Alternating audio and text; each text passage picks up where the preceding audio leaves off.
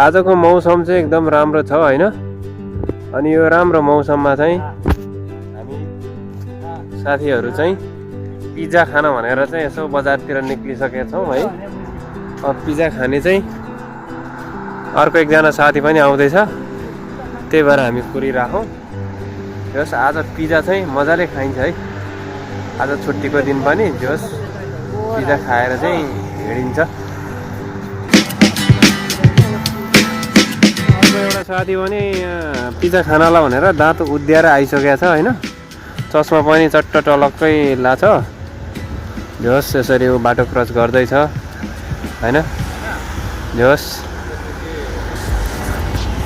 हामी चाहिँ जस हेर्दैछौँ है। भर्खर निक्लेका हौँ। यहाँ हाम्रो ग्याङहरू चाहिँ अहिले 3 जना जम्मा भइसकेका छौँ है।